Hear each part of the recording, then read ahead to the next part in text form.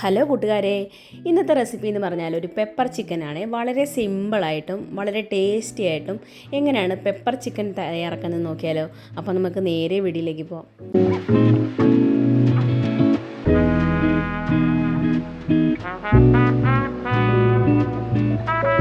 അപ്പോൾ pepper chicken തയ്യാറാക്കാനായിട്ട് തുടങ്ങാം. അതിനായിട്ടൊരു പാത്രം എടുക്കുക. അതിലേക്ക് ചിക്കൻ ഇട്ട് കൊടുക്കുവാണെങ്കിൽ നല്ലതുപോലെ കഴുകി വൃത്തിയാക്കി എടുത്ത് ചിക്കൻ ഇട്ട് കൊടുക്കുന്നുണ്ട്. ഞാനിപ്പോൾ ഇവിടെ ഒരു 3/4 കിലോ ചിക്കൻ എടുക്കുന്നുണ്ട്. അതിനകത്തേക്ക് കുറച്ച് മഞ്ഞൾപ്പൊടിയും കുറച്ച് ഉപ്പും കൂടി ചേർത്ത് നല്ലതുപോലെ ഒന്ന് പുരട്ടി മാറ്റി വയ്ക്കാം. കാരണം ഇതിനകത്ത് നല്ലതുപോലെ ഒന്ന് ഉപ്പ് പിടിക്കാൻ വേണ്ടിയാണ് കേട്ടോ ഇങ്ങനെ ചെയ്യുന്നത്. അപ്പോൾ അതങ്ങോട്ട് മാറ്റി വയ്ക്കാം കേട്ടോ. നമുക്ക് അടുത്തതായിട്ടൊരു പാൻ ചൂടാക്കാൻ വേണ്ടി വെച്ചിട്ടുണ്ട്. അതിനകത്തേക്ക് നമുക്ക് കുറച്ച് സാധനങ്ങൾ ആദ്യമേ പെപ്പർ ചിക്കന് വേണ്ടിയുള്ള കുറച്ച് പൊടി ഉണ്ടാക്കിയെടുക്കാം. അതിനായിട്ട് ഞാനിവിടെ 1 ടേബിൾ സ്പൂൺ കുരുമുളക് എടുക്കുന്നുണ്ട്. 1 ടേബിൾ സ്പൂൺ വലിയ ജീരകം ഉണ്ടല്ലോ, അതും കൂടി ചേർത്ത് കൊടുത്തിട്ട് നല്ലതുപോലെ ഒന്ന് ലോ ഫ്ലെയിമിൽ വെച്ചിട്ട് നല്ലതുപോലെ ഒന്ന് വറുത്തെടുക്കുക.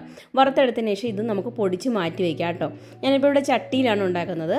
അപ്പോൾ ചട്ടി ചൂടാക്കാൻ വേണ്ടി വെച്ചിട്ടുണ്ട്. അതിനകത്തേക്ക് 1 ടേബിൾ സ്പൂൺ എണ്ണ ഒഴിച്ചു കൊടുത്തിട്ടുണ്ട്. പിന്നെ കുറച്ച് ജീരകം, പിന്നെ കുറച്ച് ഗ്രാമ്പു, നമ്മുടെ പട്ട, അതും കൂടി ചേർത്ത് കൊടുത്തതിന് ശേഷം കുറച്ച് ഉണക്കമുളക്, കറിവേപ്പില, പച്ചമുളക്, ഇതെല്ലാം കൂടി ചേർത്ത് ഒന്ന് പൊട്ടി വരുന്ന സമയത്ത് നമുക്കതിലേക്ക് സവാള ചേർത്ത് കൊടുക്കാം കേട്ടോ. ഞാനിപ്പോൾ ഇവിടെ ഒരു വലിയ സവാളയാണ് എടുത്തിരിക്കുന്നത്. ചെറുതാണെന്നുണ്ടെങ്കിൽ 2 സവാള എടുക്കാം. അത് നീളത്തിലല്ല അരിയേണ്ടത്, ചെറിയ കുനുകുനാന്നുള്ള പീസായിട്ടായിട്ട്, ഒത്തിരി ചെറിയ പീസായിട്ട് അരിയണ്ട, എന്നാലും ചെറിയൊരു പീസായിട്ട് അരിഞ്ഞ് എടുക്കണം കേട്ടോ. അതിനകത്തേക്ക് 1 ടീസ്പൂൺ ഇഞ്ചി വെളുത്തുള്ളി പേസ്റ്റാണ് കേട്ടോ ചേർത്ത് കൊടുക്കുന്നത്. 1 മുതൽ 2 ടീസ്പൂൺ വരെ ചേർത്ത് കൊടുക്കുക കേട്ടോ.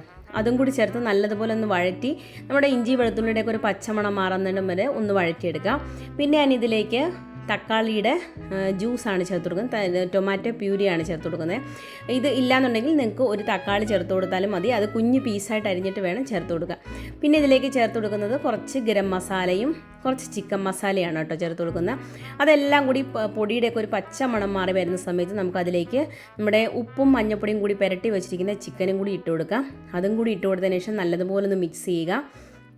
നമ്മുടെ ഇട്ട് കൊടുത്തിരിക്കുന്ന ഗരം മസാലയും ചിക്കൻ മസാലയൊക്കെ ആയിട്ട് നല്ലതുപോലെ ഒന്ന് മിക്സായി വരുന്നിടം വരെ ഒന്ന് എടുത്തതിന് ശേഷം തീ അടച്ച് വെച്ച് ലോ ഫ്ലെയിമിലിട്ട് വേവിച്ചെടുക്കുക. നമ്മുടെ ചിക്കനൊക്കെ ഒന്ന് വേവാൻ വേണ്ടിയാണ്. നമ്മുടെ ചിക്കനിൽ നിന്ന് നല്ലതുപോലെ വെള്ളമൊക്കെ ഇറങ്ങി വരും. നമ്മൾ വേറെ വെള്ളമൊന്നും ചേർത്തിട്ടില്ല.